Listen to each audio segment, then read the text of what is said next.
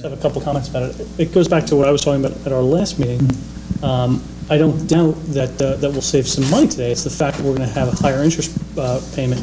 And I actually did some calculations. The present value of the interest is about $198.5 in today's dollars. So I don't doubt that we're going to save the taxpayers today some dollars.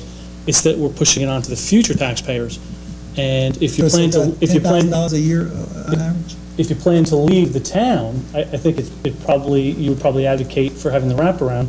But if you plan to be a part of the community for a long time and want to see the community thrive, I think a level is going to make more sense.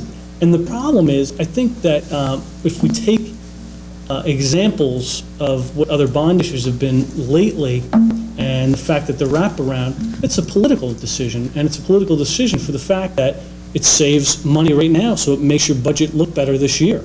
But then it pushes it off into the future generations, and then they have to deal with it. And that's my concern. I don't want someone to have to clean up my mess that I created now. I agree. I think that part of the problem here is clearly that, we're talking about issuing bonds on debt that's been sitting around for 5 years or more. And I agree with you, it's time to clean that up. But that's what we're facing, a problem that, we shouldn't be facing, is my point. If we had done the bonding closer in time to when the items were purchased, then there could have been a more orderly issuance of these bonds to have the same kind of impact I'm talking about now, which is to try to minimize the overall impact on the taxes. I mean, that's part of our obligation here, is to make sure that, we're just not, banging our taxpayers, particularly since we've been, on average, over 10% per year. Well, not last year, we certainly weren't.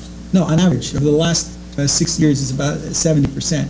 So, I think that to pile it on again this year and next year, when what we should have been doing this all along, I think it's not appropriate or fair. And it's not a political decision to me. It's a matter of finances. I mean, the people out there are telling us they can't afford anything else. And so I'm proposing that we just spread it out a little bit more at the beginning so that we could work in the rest of the debt later on. I mean, I'm certainly going to be here, and I'm willing to phase in that payment because the other bonds are retiring, and that's why we're able to do that. But we all know we're going to need to issue new bonds for our sewer system. And the way I see it, that's another reason to do it with the RAP. Because and that's a decision what we could do that with the RAP down the future if it works out that way. Well, I would be okay to do the RAP down the future on those additionals and not this one. Because the point is, we don't know if we're going to have and how much we're going to need to borrow in the future until we finish making a decision amongst this committee about how much work we're going to do to the sewer system. Well, my point is, whatever amount we have to borrow, it's going to be on top of this amount, and so it's going to have a further impact on the taxes. And it's going to have, and by doing it as a wraparound, it's going to have a further impact on the future generations who live in this town. Not if we phase it in. That's what I'm saying. Because not only do you have, hold on a second, you never need to borrow money again. That's not correct. That's not correct. It's realizing that you do have to borrow into the future. That's exactly what I was talking to our council about, our auditors about. You got one debt retiring in 2014, but you got another one retiring in 2020. So these are the kinds of things. If you work it around with respect to the bond issue, the old bond issuance and the retiring debt, then you could try to keep a level impact on the taxes at the same time achieving the desired goal, which is to borrow the money and do the projects that you need to. If you do it the way you're suggesting, it's just going to be banging the taxpayer year in and year out. To me, that's likened to hoping that your interest rate will be lower because you can't afford a fixed mortgage right now, so you get a low interest variable, and then down the road you hope when we go to bond in the future, interest rates may be much higher.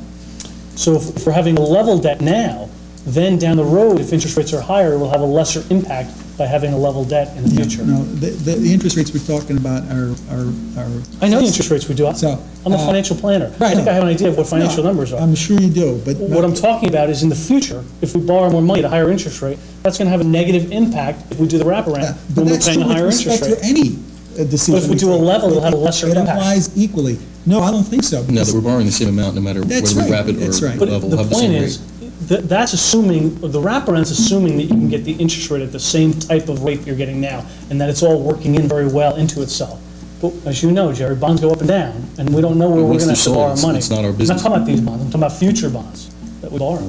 I think the decision is clearly one between, if we go with the RAP, we could have a level impact on our taxes. Our taxes can go up evenly, and hopefully remain, in terms of the tax implications with respect to the bonding, remain level. If we go with the level, what we're going to do is going to have spikes, and it's going to be spike. There's absolutely no guarantee that doing a wraparound will guarantee our level. I'm not saying it's a guarantee, but our auditor is telling us that's one way to ensure and work around the existing debt so that we could try to minimize our impact to the taxes. That's what our auditor is telling us. So. Well, for me, to consider the responsible thing is not only to minimize the impact of the taxes today, but it's also what we pass on to the future people. I agree. What we're dealing with here is we're dealing with financing assets that have been in use for, as the mayor said, for the last 5 years or perhaps 6 years for some of them. And I think we need to find a way that fairly distributes the cost of those assets over the people that will use them for that time.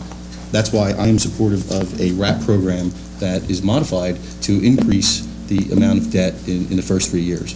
By at least 150,000 or something. I think that would also force us, when we do our budget, to consider the impact on taxes of any budgetary increases that we may have in mind for this year. Chris, the figure 198,500 that's with the monetary inflation for the 20-year. That's the present value. Because the other one was 362 that we Right. came up with. So you're saying that in real dollars. If you took that dollars today, it's $200,000. It's $200,000 by going to the level funding. Right. No doubt about it. I mean, there is a present value that we got to look at, and there is a little bit more interest that we got to look at over the long haul.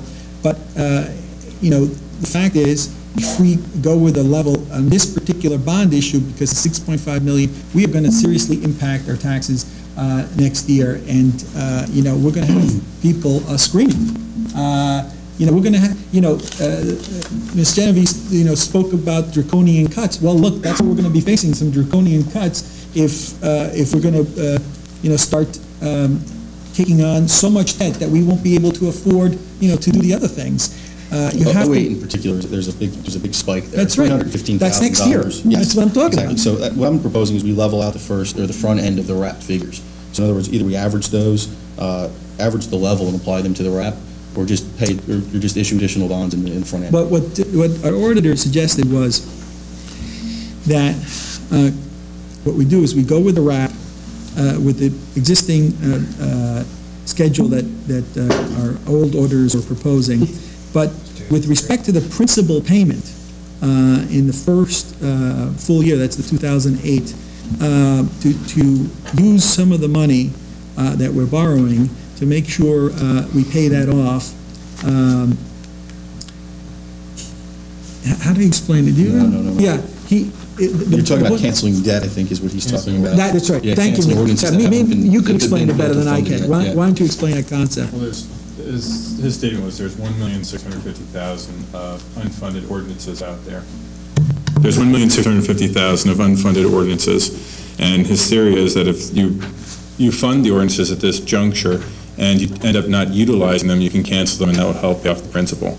It's basically, given the interest rate cycle as it is now, it's very favorable that if we fund these but end up not having to use them, it'll still be able to offset the principal payments in 08. The problem with that, and Kevin, you could probably speak better to that at this moment in time, but we went through that with a fine-tooth comb in the fall and canceled a significant amount of that and pulled a lot of stuff up. So I don't know that there is anything there to pull off. And you won't know until the end of the year. Yeah. And the fact of the matter is, some things may not occur and some things may not. Just like predicting interest rate cycles, there's no way. If you did, you wouldn't be sitting up here. You wouldn't be living here. Not only that, Chris, but yesterday in the Finance Committee, that's what we did. We looked at the various things that were on the bond issue, and we found a couple of things that were in there that we know we're not going to be spending on. For example, there was one of those, the 11,000 and change from the vibratory roller that we've already purchased. We're not going to spend that $11,000. So right there, that's $11,000 that can be canceled that we haven't canceled. And the auditor explained to us that it'd be better, rather than trying to hold up the bond ordinance now and refine it in that way, to go with the interest rates, because the interest rates are appropriate now, bond that, and then do our job and go through it again and cancel those items. And if we cancel $200,000, then the impact with the RAP would be absolutely level over these years. We would eliminate the spike in the 2008 by going that. Okay, I'm ready for a vote. I think we just have some disagreements, that's all.